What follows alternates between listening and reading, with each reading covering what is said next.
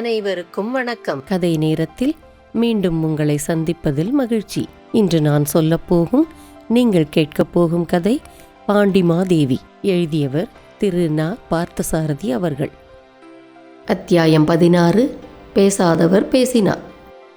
ஏதோ பெரிய காரியத்தை சொல்லப் போகிறவர் போல வலுவில் தன்னை கூப்பிட்டு அனுப்பி தன் உள்ளங்கையில் கருவேல் முல்லை குத்திய மகாமண்டலேஸ்வரரின் செயலை கண்டு வெளியே பொறுமையாக இருப்பது போல் காட்டிக்கொண்டாலும் உள்ளுக்குள்ளே அடக்க முடியாத வெகுளி உண்டாயிற்று ஸ்ரீவல்லபமாறனுக்கு. அவன் மனம் உணர்ச்சி வசப்பட்டு கொதித்தது.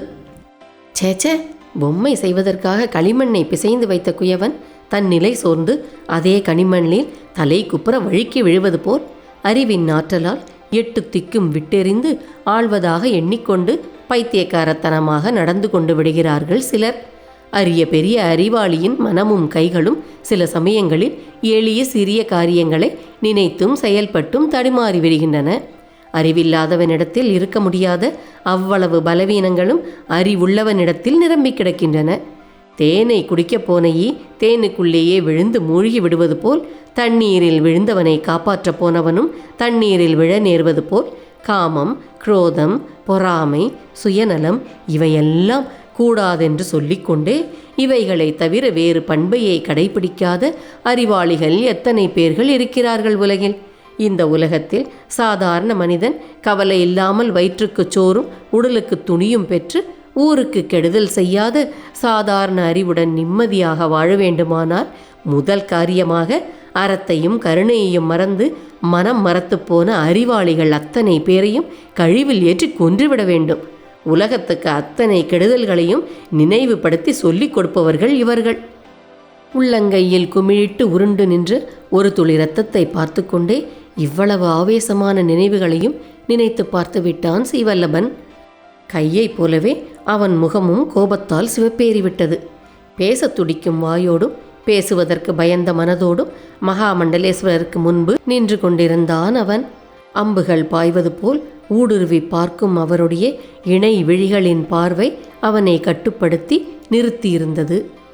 அமைதியாக அவன் முகத்தை கூர்ந்து பார்த்து கொண்டே நின்று மகாமண்டலேஸ்வரர் மெல்ல நகை புரிந்தார். ஸ்ரீவல்லபா, நீ நினைத்தது சரிதான். வரம்புக்குட்படாத அறிவின் கனம் உள்ளவர்களால் உலகத்தில் மற்றவர்களுக்கு எப்போதுமே வேதனைதான். உங்களைப் போல் உடல் வன்மையும் உடல் உழைப்பையும் நம்பி வாழும் வீரர்கள் வாழ்க்கை வேகமாக ஓடிக்கொண்டிருக்க வேண்டும் என்று மட்டும் ஆசைப்படுகிறீர்கள்.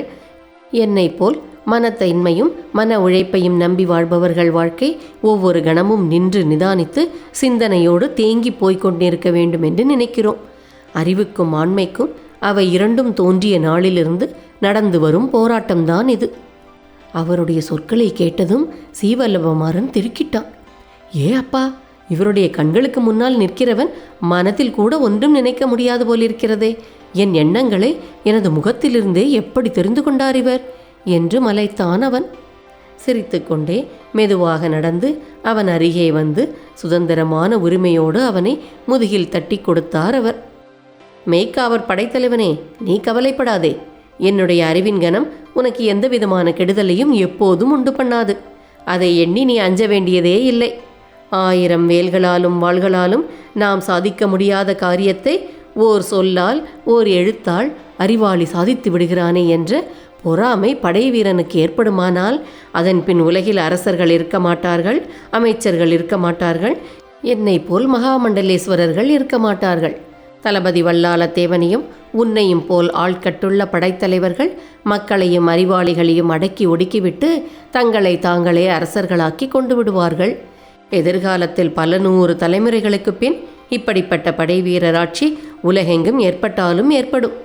ஆனால் இந்த தலைமுறையில் மகாராணி வானவன் மாதேவியும் என் போன்றோரும் உயிரோடு இருக்கும் வரை இந்த நிலை வர வேண்டாம், வரக்கூடாது, வரவும் விடமாட்டேன். இந்த சொற்களை கூறும்போது மகாமண்டலேஸ்வரருடைய முகத்தை பார்க்க வேண்டுமே. என்ன ஒளி, என்ன அழுத்தம், எவ்வளவு உறுதி! ஏண்டா இந்த மனிதரிடம் அகப்பட்டு கொண்டோம் என்று எண்ணி வெலவெலத்து நடுங்கி போனான் மெய்க்காவர் படைத்தலைவன். மகாமண்டலேஸ்வரருடைய மனதில் ஒரு விஷயம் தைத்து அதை பற்றி அவர் பேசத் தொடங்கி விட்டாரானால் பின்பு அதை எதிர்த்து பேசி வாதாடுவதற்கு இன்னொரு மகாமண்டலேஸ்வரர் பிறந்து வந்தால்தான் உண்டு. சொல்லுக சொல்லை பிரிதோர் சொல், அச்சொல்லை வெல்லும் சொல் இன்மை அறிந்து என்று சொல்வன்மையை பற்றி கூறியது அவருக்கே பொருந்தும். இடையாற்று மங்கலம் நம்பி கூறுகிற ஒரு வார்த்தையை வெற்றி கொள்ளும் மற்றொரு வார்த்தையை மற்றொரு மனிதர் கண்டுபிடித்து பேசுவதற்கு இல்லை. தம் சொல்லை வெல்லும் மற்றொரு சொல்லை அவரே கண்டுபிடித்து சொன்னால்தான் உண்டு. நினைப்பில், பேச்சில், செயலில் அப்படி ஓர் ஈடு இணையற்ற சாமர்த்தியம் அமைவது மிகவும் அபூர்வம். முதலாக கடலை பார்க்கும் சிறு பிள்ளையின் பிரமிப்போடு மகாமண்டலேஸ்வரரின் முகத்தை பார்த்து கொண்டு பேசாமல் நின்று கொண்டிருந்தான் அவன்.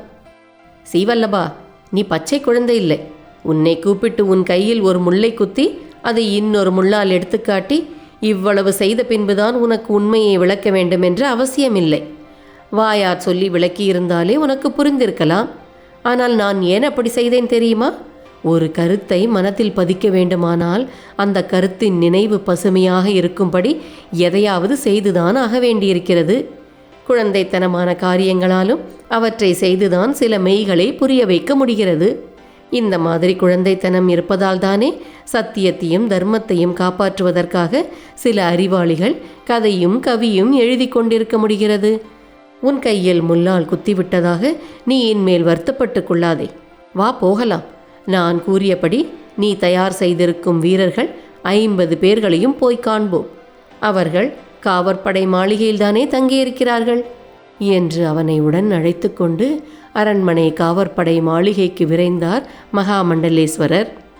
சீவல்லபா, வடக்கு எல்லையில் கரவந்தபுரம், கொற்கை பகுதிகளில் நம் பகைவர் உண்டாக்கும் கலவரங்களையும் குழப்பங்களையும் பற்றி நீ கேள்விப்பட்டிருப்பாய். நாம் அவர்களை எண்ணி பயமும் பதற்றமும் அடைவதற்காக உடனடியாக படையெடுப்பு நடக்க இருப்பது போல ஒரு மிரட்டலை செய்து கொண்டிருக்கிறார்கள் அவர்கள். கன்னம் வைத்து திருடப்போகிற திருடன் தந்திரசாலியாக இருந்தால் கண்ணத்துவாரத்துக்குள் முதலில் தன் தலையை நீட்ட மாட்டான். உள்ளே சொத்துக்குரியவர் விழித்து கொண்டிருக்கிறாரா இல்லையா என்று சோதிப்பதற்காக ஒரு குச்சியில் பழைய மண்சட்டியை மாட்டி துவாரத்தின் வழியே நீட்டுவான். ஆள் விழித்திருந்தால் அவன் நீட்டிய சட்டியை திருடனின் தலையாக எண்ணி உள்ளிருப்பவர் ஓங்கி புடைப்பார். சட்டி உடைகிற சத்தம் கேட்டு திருடன் ஓடி தப்பித்து கொள்வான். இது போன்ற வேலையைத்தான் வடதிசை அரசர்கள் இப்போது நம்மிடத்தில் செய்து கொண்டிருக்கிறார்கள். நாம் ஒன்றுமே அறியாமல் தூங்கிக் கொண்டிருக்கிறோம் என்பது அவர்கள் நினைப்பு. வைரத்தை வைரத்தால் அறுக்கப் போகிறேன், முள்ளை முள்ளால் எடுக்கப் போகிறேன், சூழ்ச்சியை சூழ்ச்சியால் வெல்லப் போகிறேன். அவர்கள் கற்றுக் கொடுத்த பாடத்தை அவர்களுக்கே திரும்ப கற்றுக் கொடுக்கப் போகிறேன். சிந்திக்கவும் சூழ்ச்சி செய்யவும் திட்டமிடவும் அறிவுள்ளவர்கள் தென்பாண்டி நாட்டில் கிடையாதென்று தீர்மானித்து விட்டார்கள் போலிருக்கிறது. சோழ நாட்டில் சோறு இருக்கிறது, சேர நாட்டில் யானைகள் இருக்கின்றன, பாண்டிய நாட்டில் தமிழ் அறிஞர்கள் இருக்கிறார்கள் என்பதை அவர்கள் மறந்துவிட்டார்கள். இந்த நாவலந்த தீவிலேயே சிறந்த அறிவாளிகள் தொண்டை நாட்டிலும் தென்பாண்டி நாட்டிலும் இருக்கிறார்கள். தொண்டை நாட்டு அறிவாளிகள் எதையும் மன்னித்து விடும் இயல்புள்ள சான்றோர்கள். ஆனால் பாண்டிய நாட்டன் பாதகத்தை மன்னிக்க மாட்டான். தென் திசை எல்லா தீமைகளையும் அழித்தொழிக்கும் காலனுக்கு சொந்தம் என்பார்கள். அதே தென் திசையில்தான் இப்போது நாமும் இருக்கிறோம். காரியங்களை கண் பார்வையிலேயே சாதித்து கொண்டு போகிற மகாமண்டலேஸ்வரர் அன்று மெய்க்காவர் படைத்தலைவனிடம் சற்று அதிகமாகவே பேசினார். நாட்டின் உயிர் நாடியான படைகளை ஆளும் பொறுப்புள்ளவர்கள் தம்மேற் சந்தேகப்படும்படியாக தான் தொடர்ந்து நடந்து கொண்டிருப்பதாக மகாமண்டலேஸ்வரருக்கு ஒரு பயம் உண்டாகிவிட்டிருந்தது. தளபதி வல்லாளத்தேவன் மனதில் தம்மை பற்றி அவ்வளவாக நல்ல எண்ணமில்லை என்று அவரே அறிந்திருந்தார். ஆபத்துதவிகள் படைத்தலைவன் மகர நெடுங்குழை காதனுக்கும் அவர் மேல் ஓரளவு பகை இருந்தது. சீவல்லபமாறனையும் அப்படி பகைத்து கொண்டால் இந்த மூவருமே தமக்கு எதிராக ஒன்று கூடி மாறுபடுவார்களோ என்ற உள்பயம் அவருக்கு ஏற்பட்டது. தொடக்கத்தில் சீவல்லபனும் அதற்கேற்றாற்போல் நடந்து கொள்ளவே அவனும் ஆகாதவனாகிவிடுவானோ என்ற அச்சம் அந்த கணமே சூழ்ந்து கொண்டது அவரை. அந்த கணத்திலிருந்தே அவனை தட்டி கொடுத்து அவனோடு அதிகமாக பேசத் தொடங்கிவிட்டார் அவர். துணிவு வந்துவிட்டால் அறிவுள்ளவனுக்கு 1000 யானை பலம் ஏற்படுகிறது. பயம் வந்துவிட்டால் அவனை விட கோழை உலகத்தில் வேறு எவனும் இருக்க முடியாது. மகாமண்டலேஸ்வரர் அன்று நடந்து கொண்ட விதம் இந்த உண்மைக்கு பொருத்தமாக இருந்தது. சீவல்லபமாறனோ உண்மையில் அவருடைய கண் பார்வைக்கே பயந்து நடுங்கிக் கொண்டிருந்தான். தளபதி, ஆபத்துதவிகள் தலைவன் எல்லோருக்குமே அவர் மேல் பிணக்கு இருந்தாலும் அந்த பேரறிவுக்கு முன்னால் தலை வணங்கி விடுகிற நடுக்கம் நிச்சயமாக உண்டு. ஆனால் அப்படியிருந்தும் அவர் அவர்களை எண்ணி பயந்து கொண்டுதான் இருந்தார். யானைக்கு தன் பலம் தெரியாதல்லவா? சங்க காலத்தில் கிள்ளிவளவன் என்றொரு அரசன் இருந்தான். அவனுடைய கண் பார்வைக்கு நினைத்ததை செய்து முடிக்கும் ஆற்றல் இருந்ததை நீ உடன்று நோக்கும்வாய் எரித்தவழ நீ நயந்து நோக்குவாய் பொன் பூப்ப செஞ்ஞாயிற்று நிலவு வேண்டினும் வெண் திங்களுள் வெயில் வேண்டினும் வேண்டியது விளைவிக்கும் ஆற்றலை என்று ஆவூர் மூலங்கிழார் எனும் புலவர் மிகையாக புகழ்ந்து பாடியிருந்தார். அப்படிப்பட்ட வேண்டியது விளைவிக்கும் ஆற்றல் தம் கண்களுக்கு இருந்தும் மனதின் ஒரு மூலையில் வேண்டாத வீண் பயத்தை எண்ணி பயப்படும் அறிவுள்ளவனுக்கே சொந்தமான தாழ்வு மனப்பான்மையும் வெளிக்கு தெரியாமல் மகாமண்டலேஸ்வரரிடம் ஒளிந்து கொண்டிருந்தது. பேசிக்கொண்டே சென்று அவரும் ஸ்ரீவல்லபமாறனும் அரண்மனை காவற்படை மாளிகைக்குள் நுழைந்தனர். மாளிகை முன்றில் ஸ்ரீவல்லபன் தேர்ந்தெடுத்து நிறுத்தி வைத்துவிட்டு வந்திருந்த வீரர்கள் 50 அணிவகுத்து நின்று கொண்டிருந்தனர். இதோ இவர்கள்தான் தாங்கள் கூறிய செயலுக்காக தேர்ந்தெடுத்து நிறுத்தப்பட்டிருப்பவர்கள். ஸ்ரீவல்லபன் அவர்களை சுட்டிக்காட்டினார். மகாமண்டலேஸ்வரர் அந்த வீரர்களுக்கு முன்னால் ஒரு சொற்பொழிவே செய்துவிட்டார். அன்பார்ந்த மேற்காவர் படை வீரர்களே, நீங்கள் சூழ்ச்சியும் சாதுரியமும் மிக்க பெரிய காரியத்தை செய்ய பெறுவதற்காக அனுப்பப்படுகிறீர்கள். உயிரின் மேலும் உடலின் மேலும் பற்றுள்ளவர்களாக இருந்தாலும் துணிவோடு செல்லுங்கள். முன்பு பாண்டி நாடாக இருந்து இப்போது வடதிசை அரசர்களினால் கைப்பற்றி ஆளப்படும் பகுதிகளிலும் கோநாட்டு கொடும்பாளூரிலும் அதை சுற்றியுள்ள இடங்களிலும் கூட்டமாகவோ தனித்தனியாகவோ சென்று மறைந்திருந்து உங்களால் இயன்ற குழப்பங்களையும் கலவரங்களையும் செய்யுங்கள். நாம் அவர்கள் மேல் படையெடுக்கப் போவதாகவும் பிறகு ஈழத்திலிருந்தும் சேர நாட்டிலிருந்தும் நமக்கு பெரும் படையுதவி கிடைக்கப் போவதாகவும் செய்திகளை பரப்பி அவர்களை நம்ப வையுங்கள்.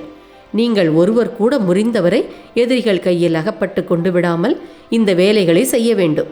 தப்பித்தவர் யாராவது அகப்பட்டு கொண்டால் சதையை துண்டு துண்டாக்கினாலும் உண்மைகளை சொல்லி நாட்டை காட்டிக் கொடுக்கும் துரோகத்தை செய்யக்கூடாது.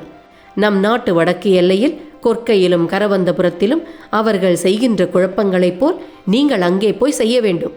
அவ்வப்போது அங்கே உங்களுக்கு கிடைக்கும் உளவு செய்திகளை இங்கே எனக்கு தெரியுமாறு அனுப்ப வேண்டும்.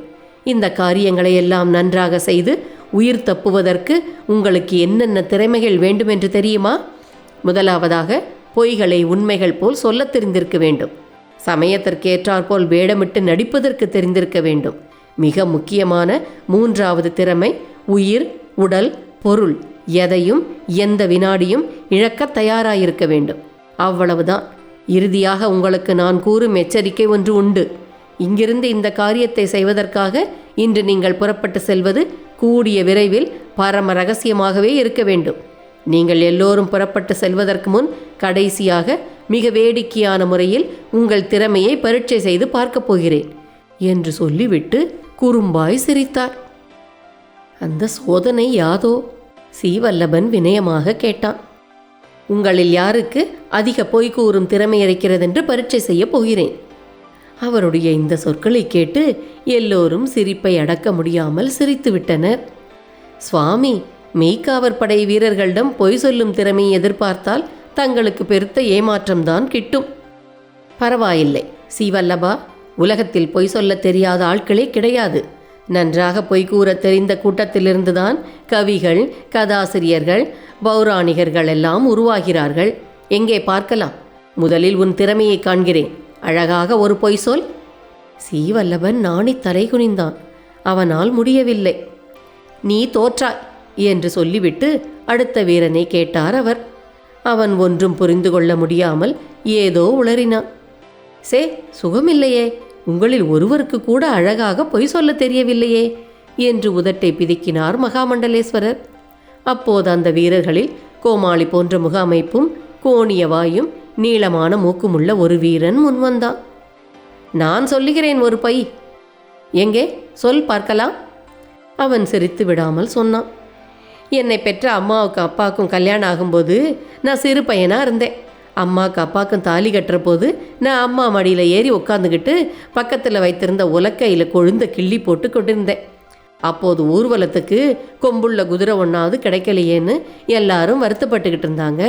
நான் உடனே ஓடிப்போய் தெருக்கோடியில் இருந்த மலடியின் 8வது மகனிடம் சொல்லி கொம்புள்ள குதிரைக்கு ஏற்பாடு செய்தேன். அபாரம், அற்புதம்!